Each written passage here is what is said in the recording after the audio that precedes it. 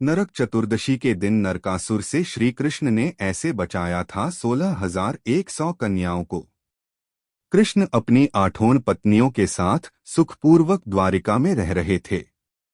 एक दिन स्वर्गलोक के राजा देवराज इंद्र ने आकर उनसे प्रार्थना की, हे कृष्ण, प्रागज्योतिषपुर के दैत्यराज भौमासुर के अत्याचार से देवतागण त्राहित्राही कर रहे हैं। क्रूर भौमासुर ने वरुण का छत्र, अदिति के कुंडल और देवताओं की मणि छीन ली है और वह त्रिलोक विजयी हो गया है।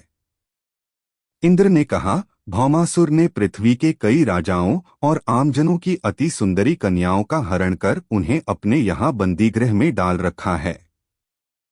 कृपया आप हमें बचाइए प्रभु। इंद्र की प्रार्थना स्वीकार करके श्री कृष्ण अपनी प्रिय पत्नी सत्यभामा को साथ लेकर गरुड़ पर सवार हो प्रागज्योतिषपुर पहुंचे।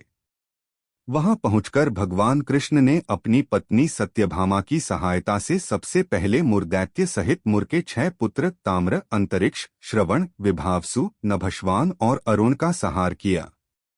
मुरदैत्य के वध हो जाने का समाचार सुन भौमासुर अपने अनेक सेनापतियों और दैत्यों की सेना को साथ लेकर युद्ध के लिए निकला। भौमासुर को स्त्री के हाथों मरने का श्राप था, इसलिए भगवान श्री कृष्ण ने अपनी पत्नी सत्यभामा को सारथी बनाया और घोर युद्ध के बाद अंत में कृष्ण ने सत्यभामा की सहायता से उसका वध कर डाला। इस प्रकार भौमासुर को मारकर श्री कृष्ण ने उसके पुत्र भगदत्त को अभयदान देकर उसे प्रागज्योतिष का राजा बनाया। भौमासुर के द्वारा हरण कर लाई गईं 16,100 कन्याओं को श्री कृष्ण ने मुक्त कर दिया। ये सभी अपहरित नारियां थीं या फिर भय के कारण उपहार में दी गई थीं और किसी और माध्यम से उस कारागार में लाई गई थीं। वे सभी भौमासुर के द्वारा पीड़ित थीं, दुखी थीं, अपमानित, लांछित और कलंकित थीं। सामाजिक मान्यताओं के चलते भौमासुर द्वारा बंधक बनकर रखी गई इन नारियों को कोई भी अपनाने को तैयार नहीं था। तब अंत में श्री कृष्ण ने सभी को आश्रय दिया।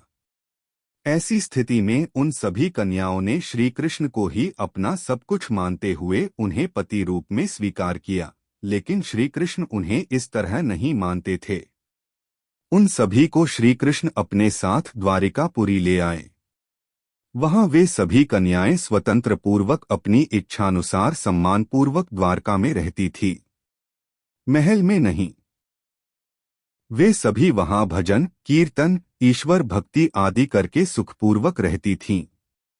द्वारका एक भव्य नगर था जहां सभी समाज और वर्ग के लोग रहते थे।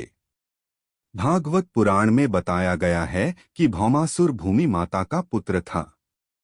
विष्णु ने वराह अवतार धारण कर भूमि देवी को समुद्र से निकाला था। इसके बाद भूमि देवी ने एक पुत्र को जन्म दिया। पिता एक दैवी शक्ति और माता पुण्यात्मा होने पर भी भौमासुर क्रूर निकला। वह पशुओं से भी ज्यादा क्रूर और अधमी था। उसकी करतूतों के कारण ही उसे नरकासुर कहा जाने लगा। नरकासुर प्रागज्योतिषपुर का दैत्यराज था जिसने इंद्र को हराकर इंद्र को उसकी नगरी से बाहर निकाल दिया था। नरकासुर के अत्याचार से देवतागण त्राहित्राही कर रहे थे। वह वरुण का छत्र, अदिति के कुंडल और देवताओं की मणि छीनकर त्रिलोक विजयी हो गया था। वह पृथ्वी की हजारों सुंदर कन्याओं का अपहरण कर उनको बंदी बनाकर उनका शोषण करता था। नरकासुर अपने मित्र मुर और मुर दैत्य के 6 पुत्र ताम्र, अंतरिक्ष, श्रवण, विभावसु, नभस्वान और अरुण के साथ रहता था। भगवान कृष्ण ने सभी का वध करने के बाद नरकासुर का वध किया और उसके एक पुत्र भगदत्त को अभयदान देकर उसका राजतिलक किया। श्री कृष्ण ने कार्तिक मास के कृष्ण पक्ष की चतुर्दशी को नरकासुर का वध कर किया था। इसी दिन की याद में दीपावली के ठीक एक दिन पूर्व नरक चतुर्दशी मनाई जाने लगी। मान्यता है कि नरकासुर की मृत्यु होने से उस दिन शुभ आत्माओं को मुक्ति मिली थी। नरक चौदस के दिन प्रातःकाल में सूर्योदय से पूर्व उबटन लगाकर नीम, चिचड़ी जैसे कड़वे पत्ते डाले गए जल से स्नान का अत्यधिक महत्व है। इस दिन सूर्यास्त के पश्चात लोग अपने घरों के दरवाजों पर 14 दिए जलाकर दक्षिण दिशा में उनका मुख करके रखते हैं तथा पूजा पाठ करते हैं।